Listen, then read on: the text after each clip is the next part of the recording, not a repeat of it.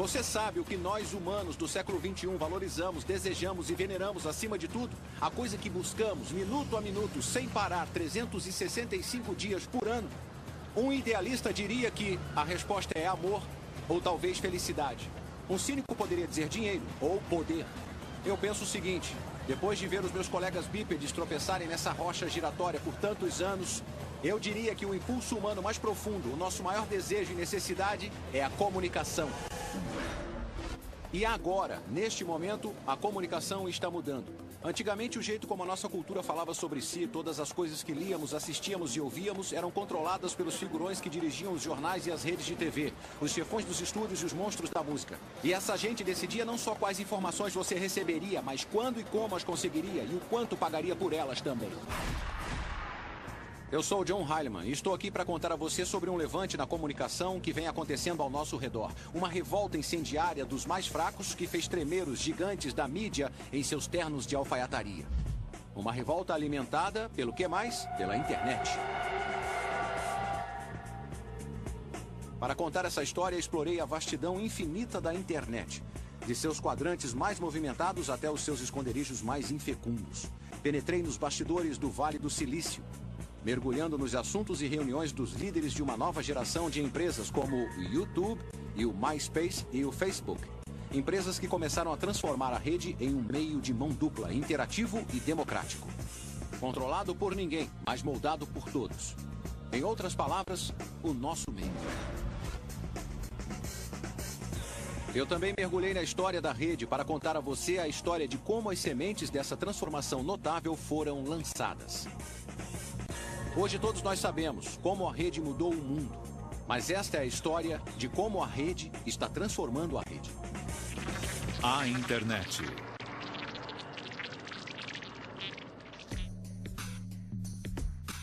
Este é o Vale do Silício, na Califórnia, e estas figuras são Chad Hurley, Kevin Rose e Jay Adelson.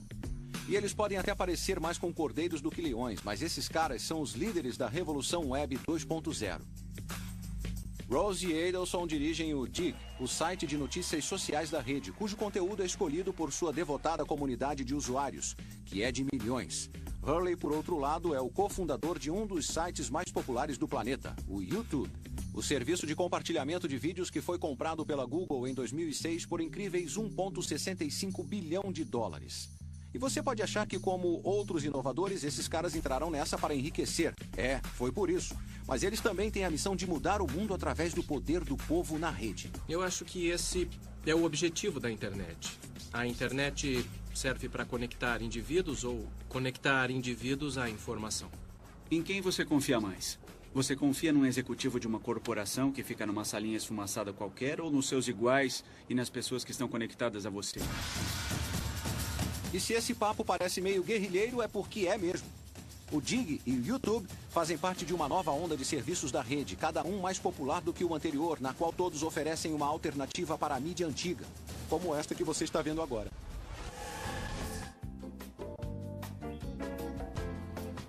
Até bem recentemente, a velha ordem da televisão operava com base em uma série de costumes antigos e antiquados. E caras incrivelmente carismáticos e ligeiramente irritantes, gente como eu, viajavam o mundo com todas as contas pagas e salários astronômicos, sendo filmados por caras como estes. Para a pessoa comum, a indústria da TV era impenetrável. Era um clubinho que controlava o que iria ao ar. O tubo deles, em outras palavras.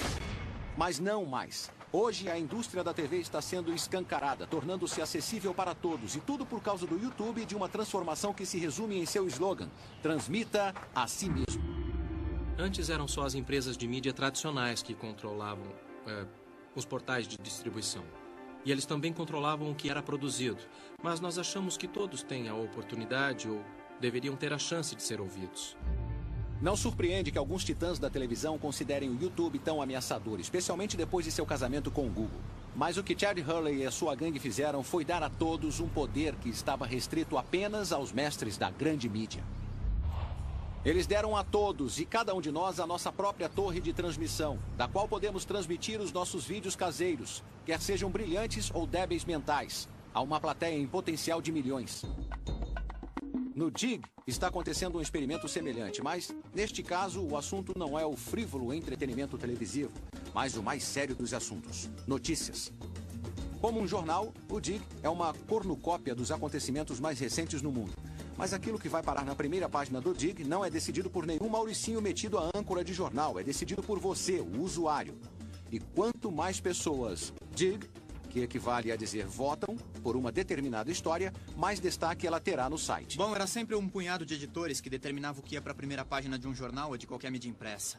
Agora são os nossos quase 1 milhão de editores registrados, constantemente à procura de grandes notícias, informações, histórias, vídeos e tudo mais para expor à comunidade. O que o Digg está fazendo é mostrar que um blog pode estar no mesmo nível que o New York Times e que cabe ao público decidir o que é importante. O pessoal tanto do YouTube como do Digg acreditam em uma teoria chamada sabedoria das multidões. Eles também estão cientes do fato de que nada nos agrada mais do que o som da nossa própria voz e a nossa própria imagem projetada numa tela. E no momento ninguém compreende melhor tudo isso do que este garoto, Mark Zuckerberg, de 22 anos, fundador de um borbulhante site de interconexão social, o Facebook. O motivo de você passar tanto tempo se comunicando com seus amigos, sabe, e com outras pessoas que você respeita, é porque as opiniões deles e o que dizem significam muito para você. Então, o que tentamos fazer no Facebook foi mapear todos os relacionamentos que as pessoas têm. Há cerca de um ano, cruzei o país num voo com Arthur Sulzberger, o editor-chefe do New York Times, e com Mark Zuckerberg. Zuckerberg chegou 20 minutos atrasado para o jato do New York Times, imagine, vestindo um short de ginástica e de chinelos. Ouvir a ele e Sulzberger falar sobre um futuro da mídia foi como ouvir um marciano conversando com um bastão de beisebol. Terminado o voo, Sulzberger me perguntou o que eu achava de Zuckerberg. Eu disse que o achava esperto, mas jovem. Sulzberger respondeu: é esperto, mas muito jovem e muito sortudo. E disse que ele era só a novidade do mês. Um ano depois, o preço das ações e os lucros do New York Times estavam em queda livre e a empresa reconhecia que a sua estratégia na rede era uma confusão só. Enquanto isso, o Facebook estava cada vez mais popular, a caminho de se tornar uma empresa multibilionária de capital aberto e possivelmente até mesmo o próximo Google.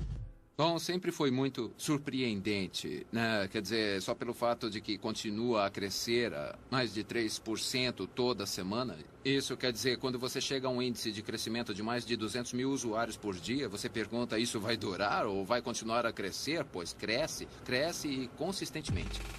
O Facebook é um fenômeno genuíno, assim como seu rival na interconexão social, o MySpace, e assim como o YouTube.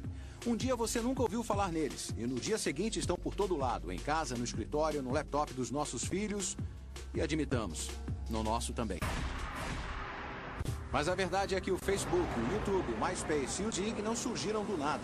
Eles são descendentes diretos de outra safra de revolucionários da mídia que, em termos de alta tecnologia, entraram em cena há uma eternidade. E com isso eu quero dizer, você sabe, há pouco mais de uma década. Esses caras, antes de tudo, eram fãs incondicionais de música, que por acaso eram também techno-geeks animais. E isso fez toda a diferença. O ataque que eles lançariam sobre o status quo na indústria musical seria a base sobre a qual o YouTube e o Facebook seriam construídos. E eles lutariam essa batalha sem nada além de coragem e um fluxo de códigos de computador.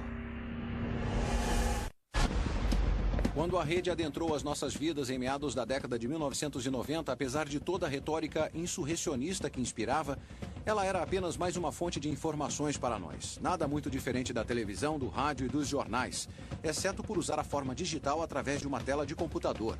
Mas hoje a rede rapidamente se tornou uma via de mão dupla para dar e receber. Assistimos e postamos videoclipes no YouTube. Blogamos, mandamos fotos e partilhamos detalhes íntimos da nossa vida obsessivamente em sites de interconexão social como o Facebook e o MySpace. Nos últimos 100 anos, a mídia de massa vinha funcionando através de umas poucas empresas grandes, que basicamente coletavam o que eles consideravam as informações mais interessantes que impunham ao seu público. Agora, um número grande de indivíduos pode compartilhar informações do mesmo modo como só essas empresas grandes faziam antes. Garotos como Mark Zuckerberg, do Facebook, estão enfrentando os gigantes da indústria da mídia tradicional. Mas as sementes dessa rebelião foram plantadas há pouco mais de 10 anos. Mas hoje todos estamos um pouco apáticos em relação à rede. Não damos valor às grandes mudanças que ela causou na nossa vida diária, especialmente quando o assunto é como consumimos a mídia. Mas pare por um segundo e volte a, digamos, meados dos anos 90 e relembre como costumava ser. Lembre do processo incrivelmente chato para conseguir uma música nova ou até mesmo ouvir essa música nova. E do jeito que eu me lembro era mais ou menos assim. Primeiro você ouvia uma música de que gostava no rádio, talvez. Aí você tinha que sair de casa e procurar uma loja de discos. Você fuçava um pouco, encontrava a música que estava procurando e então percorria todo o caminho de volta para casa. Por fim, você voltava para a sua sala confortável com o seu novo e caro CD, comprado só por causa daquele single que você tinha gostado. Colocava no seu CD player, botava os pés para cima e começava a escutar.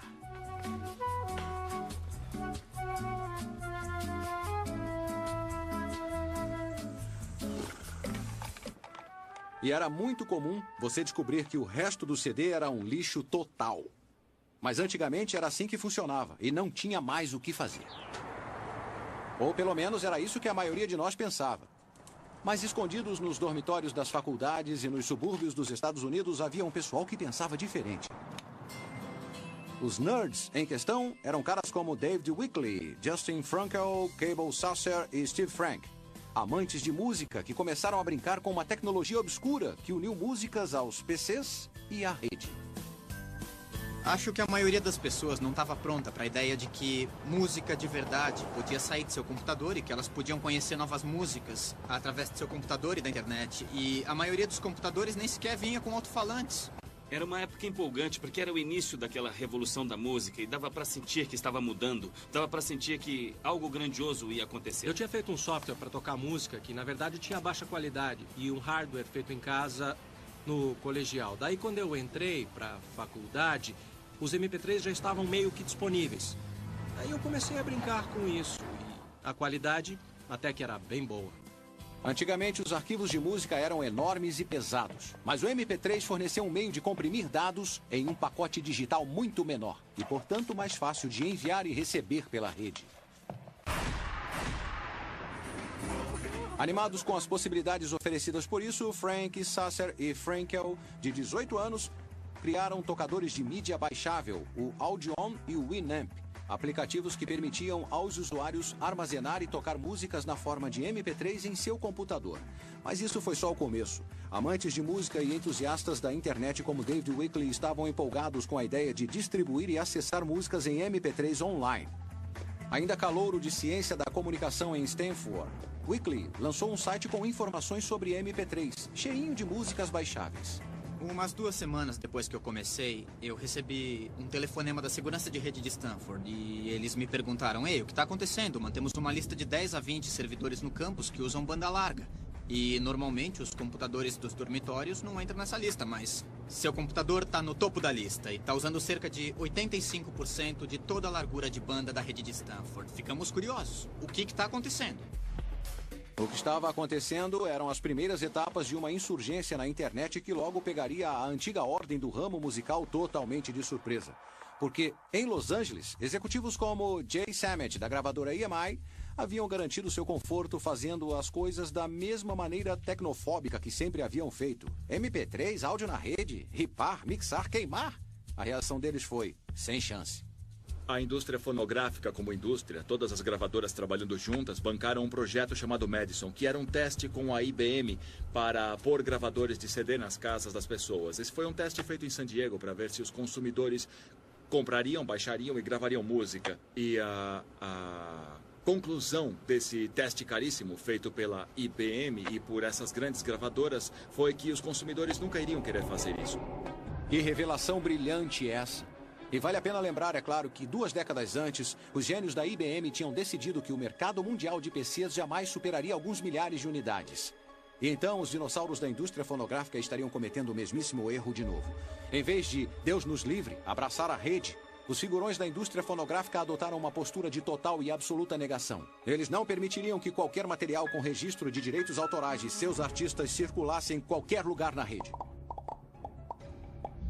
Mas como a indústria logo descobriria, como qualquer pai ou mãe acaba descobrindo, que os garotos norte-americanos não estavam nem aí se era permitido ou não. A ideia de que a música podia ser distribuída na rede libertada do jugo da indústria fonográfica estava para se popularizar de maneira absoluta, em meio a um frenesi de downloadings que acabaria por criar a base para serviços como o YouTube. E tudo isso graças a um garoto tímido de 18 anos de Boston, com uma ideia nova para um software, mas muito destruidora. A ideia dele se chamava Napster e o seu nome era Sean Fanning.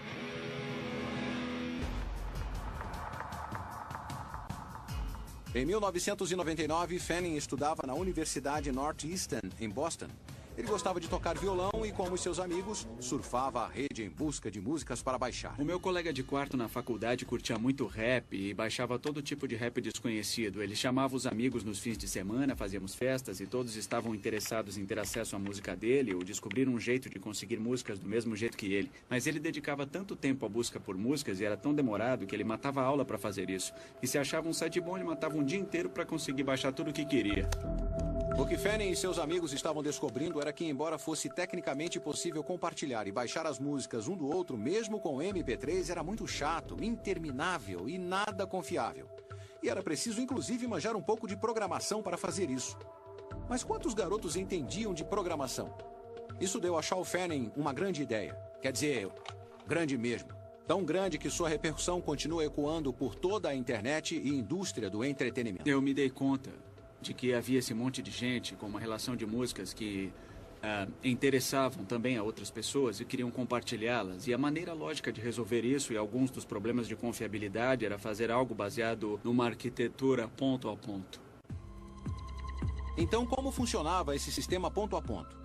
Bem, o Napster permitia que os seus usuários deixassem que os seus PCs conversassem e partilhassem coisas com os computadores de outros usuários. E isso significava que se alguém em algum lugar tivesse o MP3 da canção que você queria, bastava abrir o Napster, digitar o nome da canção e ela seria baixada no seu disco rígido direto do dele. O Napster foi criado por uma necessidade. Eu realmente queria usar o que eu estava construindo. E ele não estava sozinho. Porque Fanning, um garoto que sequer tinha idade legal para beber na maioria dos estados americanos, estava para provocar um fenômeno e causar uma das controvérsias mais debatidas na história da tecnologia. Hoje em dia, a habilidade de partilhar e acessar todas as formas de conteúdo através da rede é lugar comum. Certo. Mas lá pelo final da década de 1990, isso ainda era um sonho, uma esperança, uma teoria. Mas tudo isso mudaria graças a um universitário de 19 anos chamado Sean Fanning, que estava trabalhando em um software que permitiria aos usuários da rede partilhar suas coleções de discos online. Em junho de 1999, Fanning concluiu o código para o Napster. Era o primeiro programa que ele havia escrito. Ele o distribuiu para uns amigos que conheceram em salas de bate-papo e disse a eles: "Ei, não espalhem por aí." Mas assim que puseram as mãos nele, não conseguiram resistir. Em uma semana, cerca de 10 mil pessoas tinham baixado o Napster, dando início a uma revolução que prometia um futuro no qual as lojas de discos do mundo ficariam mais ou menos assim. Tivemos uma explosão de downloads. A rede começou a ficar doida e, a partir daí, fugiu ao controle. Os universitários, em sua busca eterna por coisas gratuitas, foram os primeiros a contrair a febre do Napster. Nos meses seguintes, o programa estava em todos os campi norte-americanos e, em outubro de 1999, os downloads de MP3 feitos com o Napster ocupavam de 75% a 80% de toda a largura de banda disponível de muitas universidades norte-americanas. Menos de 4 meses após Fanning tê-lo lançado, o Napster tinha ultrapassado a marca de 1 milhão de downloads, tornando-se o software de mais rápida disseminação da história. Para muitos, a equação era claríssima. Napster é igual a música grátis. Mas o que Fanning havia criado tinha implicações que iam muito além da música. Ele criou um meio de transformar usuários de recipientes de informação passivos a participantes ativos e engajados, revelando as suas preferências, partilhando as suas posses mais preciosas e falando com os outros sobre as suas maiores paixões. E no processo, eles estavam se tornando uma das primeiras comunidades autênticas da rede, coisa que incontáveis sites no futuro, desde o Friendster ao MySpace ao Facebook, tentariam ansiosamente se tornar. Era uma daquelas coisas em que algo tão simples quanto ver alguém baixar uma determinada trilha sua e você poder clicar com o botão direito e mandar uma mensagem, falar com ele sobre a trilha, foi o que fez essa coisa se tornar poderosa. Isso não era possível antes do Napster. Com especuladores do Vale do Silício batendo à sua porta, Fanning juntou suas coisas e foi para o oeste, na Califórnia, transformando o Napster de passatempo a negócio oficial. O futuro do novo serviço parecia brilhante, mas havia só um probleminha. O sucesso sem precedentes do Napster não havia passado despercebido para Hillary Rosen, presidente da Associação Americana da Indústria Fonográfica, uma organização criada para representar os interesses e proteger os lucros da indústria fonográfica. Rosen era conhecida por ser durona e quis dar uma palavrinha com Fanning. Ligamos para o Napster e dissemos: nossa, que ideia genial, mas sabia que é ilegal? E eles: sério, não pode ser ilegal. Bom, ok, talvez seja, mas digam o que quer que a gente faça. E nós, claro, terão de filtrar as canções com direitos autorais do seu site. E como vamos saber se tem direitos autorais? Bom, por exemplo, se é uma canção dos Rolling Stones, é de se imaginar que seja uma canção registrada. Por mais genial e de vanguarda que fosse, para a indústria fonográfica, usar o Napster para trocar arquivos online de graça era o mesmo que entrar numa loja de discos e roubar um monte de CDs. E com milhões de arquivos sendo trocados online todo dia, isso era furto numa vasta e épica escala. O rosto de Fanning agora enfeitava as bancas de jornal dos Estados Unidos e milhões de pessoas aderiram ao Napster. Mas havia nuvens no céu. Zangados por ver a sua música partilhada e distribuída de graça na internet, bandas de rock assustadoras, cabeludas e podres de ricas como Metallica resolveram agir. Assim, Rosen e o RIAA abriram contra o Napster um processo que previa consequências profundas para o papel dos direitos autorais na era digital. Após uma batalha jurídica agressiva e amarga, que aconteceu aqui, no 9º Tribunal de Apelações, com a presença da mídia do mundo todo, em julho de 2001, chegou-se a um veredito. O Napster teria que fechar imediatamente. A indústria fonográfica havia vencido, pelo menos por hora, mas também havia mostrado que era uma força reacionária. Em vez de abraçar o futuro, ela havia entrado em pânico e declarado guerra contra os seus clientes, chamando-os de foras da lei em vez de considerá-los o que eles eram, fãs. Vingada nos tribunais, a indústria fonográfica podia reclamar vitória em sua guerra contra o compartilhamento de arquivos. Ela havia fechado o Napster e mandado Shaw Fanning plantar batatas. E incentivou Steve Jobs e a Apple a criar a loja iTunes, onde músicas eram vendidas a 99 centavos de dólar cada, com uma proteção anti-pirataria que deixou as gravadoras muito felizes. Mas como se perceberia mais tarde, o suposto triunfo da indústria fonográfica parecia mais uma vitória vazia e inútil. O fechamento do Napster impediu o declínio das vendas de músicas? Não. Elas continuaram a sua longa e constante queda em espiral. E fechar o Napster impediu a troca ilegal de arquivos depois? Não. Serviços como o Kazaa simplesmente continuaram de onde o Napster tinha parado, alimentando ainda mais a troca de faixas pirateadas. Ah, tá bom, pode-se dizer que pelo menos os processos mandaram um recado para todo o Vale do Silício em nome de toda a indústria do entretenimento. Um aviso sombrio para os moleques abusados. A troca de material registrado não seria tolerada. Pode até ser, mas parece que esse aviso não teve o efeito desejado. De fato, poucos anos depois, surge uma outra inovação no Vale do Silício, com um jeitão bem parecido com o Napster, exceto por lidar com vídeo em vez de música, e que viria a se tornar muito, muito maior que o Napster jamais tinha sido. Perto da virada do milênio, o Napster revolucionou a distribuição de mídia, inflamou as paixões de milhões de fãs de música, começou a fazer os usuários participarem ativamente na rede, aterrorizou a indústria fonográfica e então foi simplesmente destruído por isso. Embora os tribunais tenham considerado que o Napster infringiu a lei, ele também abriu um novo caminho. Caminho esse que em uma nova leva de inovadores do século XXI logo reclamaria. E o mais conhecido entre esses inovadores, é claro, é o YouTube, que nos últimos 2 anos se tornou uma sensação mundial, em grande parte por permitir o acesso a incontáveis clipes de séries de sucesso da TV, séries produzidas e de propriedade de empresas de mídia gigantes como a Viacom. E como essas empresas reagiram ao empréstimo de seu conteúdo? Bem, recentemente entrevistei Philip Dauman, presidente da Viacom, e o que ele disse sobre o YouTube lembrava muito a controvérsia do Napster. É uma empresa de altíssima qualidade. Tem muitas pessoas muito espertas que podem fazer coisas bem rápido quando querem. E eu acho que até esse momento elas não quiseram, mas talvez queiram no futuro e queiram se unir ao consenso do qual eles precisam fazer parte. E a evidente infelicidade de Dauman expressou-se de forma jurídica. A Viacom abriu um processo de $1 bilhão contra o YouTube, acusando o site de descaso descarado pelas leis de propriedade intelectual devido ao material registrado que aparece no site. E você pode ficar tentado a perguntar, essa gente não aprendeu nada? E eu a responder, acho que não. Embora o YouTube remova qualquer material registrado assim que o dono solicita, e embora o YouTube esteja tentando criar um sistema mais fácil, parece que os medos de Dauman não diminuíram. Mas fazer o YouTube ceder não será tão fácil quanto fechar o Napster, porque, diferentemente do Napster, o YouTube não é mais uma entidade sem verba. O seu benfeitor tem uma conta bancária enorme. É o gigante das buscas, o Google, que comprou o YouTube no final de 2006. Acho que definitivamente teria sido difícil, para dizer o mínimo, sem usar os recursos do Google, lidar com o nível de, interesse em nossa empresa por parte dos grandes da mídia. O YouTube pode ter se tornado o maior alvo na tentativa da velha guarda proteger os seus flancos. Mas embora o serviço realmente tenha se tornado um lugar onde milhões de pessoas postem e compartilhem material registrado, essa pode não ser a maior ameaça que o YouTube representa para os gigantes da mídia.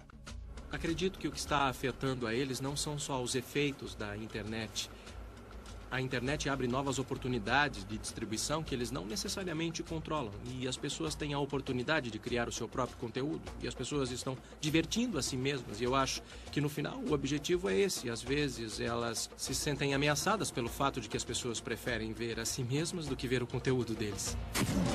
Desde a sua criação, o YouTube tem estado na vanguarda do movimento pelo conteúdo criado pelo usuário. Ele oferece uma plataforma para as pessoas expressarem a sua criatividade e saciarem a sua vaidade. As pessoas ficaram doidas por ele e postam online incontáveis vídeos, digamos de qualidade muito variável. YouTube não veio sozinho. Com a ascensão de sites como Craigslist e Flickr, Dig e Match.com, postar vídeos online se tornou apenas uma das muitas maneiras pelas quais as pessoas se tornaram participantes ativos numa rede que cada vez mais passou a ser uma via de mão dupla. Compartilhar suas músicas, vender coisas, expor fotos pessoais para arranjar um encontro. Com essa mudança de atitude, instalou-se uma nova era na internet. Uma era em que o conteúdo é criado pelas massas, fruto de sua sabedoria e de sua estupidez. Uma era rotulada como Web 2.0. A frase tem significados diferentes para diferentes pessoas, mas ela nunca teve um teórico tão essencial quanto Fred Wilson. Wilson é um especulador de Nova York, um homem muito rico e banca serviços de vanguarda da Web 2.0 como o Delicious e o Twitter. Ele também é um blogueiro altamente respeitado, com uma audiência imensa de pessoas ansiosas para ler os seus devaneios e saber não só sobre dinheiro e investimentos, mas sobre o significado de tudo. Acontece que as pessoas abrem seus navegadores e acessam a rede. Agora podem realmente contribuir com ela. E também podem participar da experiência da rede. E quer seja contribuindo com conteúdo, ou votando no Dig, ou quem sabe pegando um vídeo no YouTube e colocando em algum outro lugar. Elas causam um impacto diário e significativo naquilo que a rede é. Para mim, essa é a essência da Web 2.0. Todos os filamentos da Web 2.0 se convergem para o novo mundo da interconexão social que nasceu após a falência das empresas .com. Primeiro veio o Friendster, um site de encontros enfeitado que acendeu e caiu rapidamente. Mas em seguida veio o MySpace, fundado em meados de 2003 por dois agitadores de Los Angeles, Chris DeWolf e Tom Anderson. A página do MySpace é muito parecida com o quarto de uma pessoa ou potencialmente o seu apartamento, porque a sua página do MySpace tem cores diferentes, tem música tocando ao fundo, tem fotos dos seus amigos. É muito parecido com o que você pode ter no seu quarto ou no seu apartamento. Ela dá a você uma dimensão real sobre alguém que você normalmente não teria. Assim como aconteceu com o Napster, a popularidade inicial do MySpace teve muito a ver com compartilhamento e acesso a músicas. Na primavera de 2005, o site tinha disparado, atraído 27 milhões de usuários registrados, crescendo a uma velocidade monumental e superando até o colosso de tráfego mensal da rede. Quando passamos o Google em acessos, bom, esse foi um momento significativo do tipo, nossa, nós somos tão grandes assim, sabe? Não parecia certo para nós e para a pequena empresa que a gente tinha. O Google era enorme, estava sempre nos noticiários e quando aconteceu foi um momento muito significativo. De repente, o MySpace virou a propriedade mais cobiçada da rede. Tão cobiçada que, de fato, ela chamaria a atenção das maiores empresas de mídia e de seus mais antigos monstros. A ascensão do MySpace também anunciaria aquela que promete ser a próxima grande batalha da alta tecnologia. Uma batalha não entre a nova ordem e a velha ordem, mas entre os astros em ascensão do universo da Web 2.0. No verão de 2005, o MySpace estava por todo lado.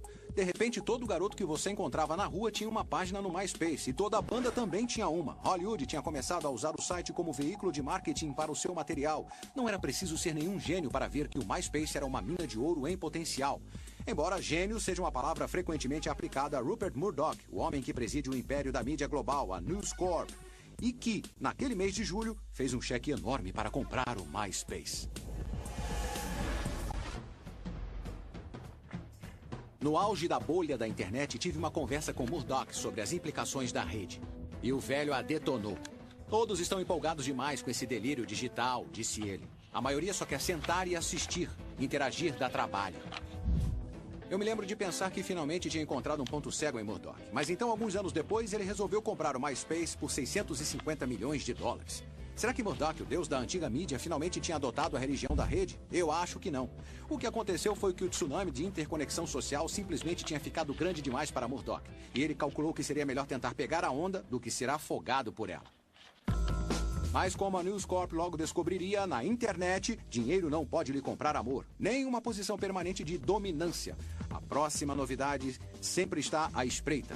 E quando o assunto é interconexão social, a novidade é o Facebook. Uma inovação fundada por Mark Zuckerberg, um ex-calouro de Harvard, hoje com 23 anos, e que no Vale do Silício é tido por todos como sendo do mesmo patamar do Netscape e do Google. Uma inovação que tem o potencial para basicamente mudar a rede. Ele começou bem pequeno, montamos a primeira versão do produto em apenas 1 semana e meia. Em 2 semanas, 2/3 dos alunos de Harvard estavam usando. E aí todos esses outros alunos de escolas em volta de Harvard começaram a nos mandar e-mail dizendo: olha, você pode abrir uma versão do Facebook na nossa escola? Nós expandimos rapidamente, o mais rápido que pudemos. E aí expandimos para todas as faculdades nos Estados Unidos, para todos os colégios e para muitas empresas. E fizemos de um jeito que todos pudessem se inscrever. E aí, desde então, ele cresceu de 10 milhões de usuários ativos para uns 50 milhões e continua a crescer, duplicando a cada 6 meses. Essa história pode parecer familiar, e de certo modo é. Rapaz cria software em dormitório da faculdade. O software faz sucesso e toma a rede de assalto.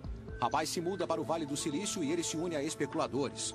Rapaz acaba na capa da Fortune e ganha tanto dinheiro que você não consegue evitar e o odeia um pouco. Mas Mark Zuckerberg não é um típico rapaz do Vale. O que o diferencia é a totalmente ímpia e praticamente incompreensível escala de sua ambição. É o tipo de ambição que nos lembra de um jovem Bill Gates, que começou com a meta de pôr um PC em cada escrivaninha em todos os lares e escritórios no mundo, e todos rodando com software da Microsoft. Ou o pessoal da Google, cuja meta é organizar e tornar acessíveis todas as informações via Google. No caso de Zuckerberg, a sua maior ambição é criar um serviço que capture a totalidade da conectividade humana. Para criar, pode-se dizer, a máquina definitiva de relacionamentos. O que tentamos fazer no Facebook foi mapear todas as relações que as pessoas têm. E olha que existem bilhões delas no mundo todo. E aquilo que podemos chamar de agregado das relações das pessoas, nós chamamos de rede social. Rede social pode parecer mais um jargão do Vale do Silício, mas não é. Na verdade, é um conceito acadêmico, aquilo que é conhecido como análise de rede social. A ideia básica é que todos estamos unidos por uma rede de relações. Alguns dos elos são diretos e fortes e outros são tênues e fracos. Eu conheço você. Você conhece um cara chamado Fred. E o Fred, por acaso, conhece o Bono. Então, teoricamente, eu estou ligado ao Bono. É aquele lance dos 6 degraus de separação. Todos estão ligados a todos, por mais distante que seja. Agora, imagine um diagrama de todas essas conexões interpessoais. Essa é a rede social. Então, quando Zuckerberg fala em mapear, englobar e replicar online toda a imensidão da rede social mundial, bem, era isso que eu queria dizer sobre ele ser extraordinariamente ambicioso. Contudo, as ambições de Zuckerberg não terminam com a rede social. Ele quer transformar o Facebook no Windows da rede, uma plataforma sobre a qual os criadores de software possam construir aplicativos para tornar o site mais útil e mais completo. E nesse ínterim, desenvolver um novo modelo de propaganda. O desenvolvimento da plataforma foi uma coisa que aconteceu muito rápido e nos primeiros 4 dias de seu lançamento, essa empresa, a iLike, já havia construído um aplicativo de música e tinha mais de 1 milhão de usuários. E coisas como essa são muito doidas, mas foi interessante ver a velocidade com que cresceu. Embora ainda esteja no início e os aplicativos atuais do Facebook não sejam muito úteis, o potencial dessa plataforma não pode ser subestimado. Esse é um dos principais motivos pelos quais a Microsoft não estava apenas disposta, mas também ansiosa por pagar 240 milhões de dólares por apenas 1,6% da empresa de Zuckerberg no ano passado. Mas se Zuckerberg vai se tornar o novo Bill Gates da rede, é claro que isso ainda não se sabe. Para começar, a sua nova plataforma de propaganda pode fracassar. Além disso, o MySpace não vai desistir sem lutar. Embora o Facebook esteja crescendo a um ritmo surpreendente, o MySpace ainda é maior. E DeWolf e Anderson, com o apoio de Murdoch, planejam enfrentar o Facebook de frente. Portanto, estamos para testemunhar o próximo grande auê da rede. Facebook contra MySpace. Os geeks do Vale contra os espertalhões de Hollywood. Mas mesmo com Rupert Murdoch espreitando nos bastidores, projetando o MySpace o melhor que pode, esse é o novo tipo de luta. Não é a mídia antiga contra a mídia nova, mas o novo contra o novo. 2 inovadores puro sangue da Web 2.0 lutando pela supremacia. Uma batalha na qual os bens criativos mais importantes somos todos nós, os amadores. Qual lado vai vencer? Talvez os dois, ou talvez nenhum. Com a ascensão da Web 2.0, tudo é possível. Há dinheiro circulando, negócios estão sendo fechados, milionários estão sendo criados da noite para o dia. Mas o que acontece hoje também destaca a verdadeira importância da rede que emergiu nos dias do Napster.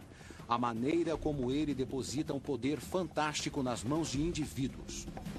Embora esse poder possa ser transformado em lucro, existem aqueles cujas aspirações são mais profundas, mais altruístas. São as pessoas por trás de sites como Craigslist e Wikipedia. Pessoas que não podem ser compradas. À medida que a mídia tradicional tem observado a emergência da rede de 2 vias, os seus habitantes começaram a imaginar e até temer pelo futuro de suas indústrias e até deles próprios. E entre os mais temerosos estão os meus amigos que trabalham em lugares como este, no do jornalismo profissional, pois nada resume mais as tendências democratizantes da Web 2.0 do que aquela nova forma de expressão que conhecemos como blog. No mundo todo, pessoas comuns estão postando os seus pensamentos, a sua retórica, os seus conhecimentos e às vezes até os seus noticiários na rede. Todos têm alguma coisa a dizer e de repente qualquer um pode ser um cidadão jornalista. Mas os meus amigos repórteres não são os únicos sacudidos por essa ascensão da rede de 2 vias. Os chefes deles estão ficando histéricos também. Agora, antigamente, e até bem recentemente, os editores de jornais podiam relaxar em seus escritórios, tranquilos na sabedoria de que não importava se a economia estava em alta ou em baixa. Eles sempre tinham uma fonte de renda confiável, os anúncios classificados. Mas hoje, esses mesmos editores de jornais não estão nada relaxados. Ao contrário, tremem de medo toda vez que uma palavra é dita. Não é internet e não é rede, mas sim Craig. É Craig da Craigslist. Um dos sites mais populares do mundo, que funciona como uma espécie de quadro de avisos online em 450 cidades no mundo todo, completa, com todas as coisas que você tem na seção de classificados de qualquer jornal. Empregos, coisas para vender, coisas procuradas, lugares para alugar, lugares para comprar, oportunidades, serviços e, é claro, anúncios pessoais, muitos deles picantes. E o fato de seus classificados serem gratuitos é o motivo dos editores de jornais estarem nervosos. Considerando a escala e o alcance global da Craigslist, é evidente que a empresa por trás dela deve ocupar uma sede enorme e chamativa no coração do Vale do Silício. E é claro que o homem por trás de tudo isso deve ser um bilionário voraz, feroz, formidável e imponente. Ou talvez não. Aí está ele, Craig Newmark, para ser exato. Um ex-programador fofo e de meia idade que gerencia esse site livre para usar e livre para postar em seu minúsculo escritório em São Francisco, que já foi seu apartamento. Como Jim Wales, fundador da Wikipedia, a enciclopédia gratuita criada por usuários, Newmark é uma prova viva de que a rede não era só para ganhar dinheiro. É para dar liberdade à comunicação. Compartilhamos alguns valores com praticamente todos em nosso país e talvez com todos no mundo. E funciona assim. Uma vez que você fature o suficiente para viver com conforto e garantir o seu futuro, qual é o sentido de ter mais? Esses são os valores que nos passam na escola dominical, que aprendemos na nossa criação. E vamos seguindo desse jeito. Estamos numa era em que as pessoas estão começando a perceber que comunidades que supervisionam a si mesmas, podem produzir trabalhos de altíssima qualidade, quer sejam software de fonte aberta ou algo como a Wikipedia, a abertura, a transparência, contanto que você tenha normas sociais estabelecidas que incentivem o bom trabalho e desencorajem as coisas ruins, o produto resultante disso é muito bom. Na verdade, a qualidade da informação na Wikipedia não é uma maravilha. Devido à sua natureza aberta e ao fato de que oferece anonimato a qualquer um que queira adicionar, subtrair ou editar as informações em suas entradas, a Wikipedia é vulnerável ao abuso. Pró-democráticos inseriram as palavras idiota e racista, a biografia de Rush Limbaugh. E pró-republicanos mudaram a entrada da guerra do Iraque e a chamaram de liberação em vez de ocupação. Então, talvez a melhor maneira de pensar na Wikipedia é que ela contém 100 vezes mais informação do que uma enciclopédia à moda antiga. Mas tem apenas cerca de 90% de precisão. No geral, não é uma troca muito ruim. Então, contanto que você reconheça que, embora a Wikipedia possa ser um recurso inestimável, ela não deve ser considerada definitiva, nem considerada infalível. A Wikipedia e a Craigslist demonstram, e o espaço cibernético deixa evidente, a rede nos pertence. Ela nos deu um megafone através do qual podemos gritar o nosso ponto de vista, por mais que seja ou não maluco, trivial ou profundo, para exibir a nossa criatividade para os amigos, família e para totais estranhos, para acessar a mídia do jeito que queremos e dizer o que quisermos. O que estamos vendo agora é o fluxo de poder de um grupo relativamente pequeno de pessoas, de qualquer um que queira o seu pedacinho de poder através da rede. Nós passamos por aquela bolha.com quando começou a parecer que a internet só teria anúncios em pop-up e venda de comida de cachorros e coisas assim. Então isso remonta a uma era anterior. Agora, qualquer um pode chamar sua atenção. E isso importa. Há problemas com ela. Mas essa é uma grande onda de democracia. Isso quer dizer que a rede finalmente está se tornando aquilo que os seus criadores sempre quiseram. Uma coisa que as grandes empresas nunca poderão controlar. O meio de expressão do povo. Você não acredita em mim? Pergunte ao cara que a inventou. Originalmente, a ideia da rede é que ela seria uma via de mão dupla com a qual eu poderia contribuir. E na última década, a rede não fez isso, mas estamos retomando a ideia de uma rede de mão dupla. Então, o fato de ser um espaço onde as pessoas podem escrever um blog e contribuir para uma wiki é muito empolgante para mim, porque trazem a pessoa comum de volta como autor. Versão brasileira, DPN Santos. E quanto ao futuro? Para onde a rede vai? Bem, se eu pudesse responder a isso com exatidão, seria um bilionário. E com certeza, sob nenhuma circunstância, partilharia essa informação com você. Mas o que eu sei é a direção geral das mudanças que estão por vir na rede. Maior, mais veloz, mais social, mais penetrante, mais consumidora, mais envolvente. E quer gostemos ou não, a rede tomou vida própria. Ela é autocatalítica. Os dominós iniciaram a sua reação em cadeia, mas ainda restam muitos a cair.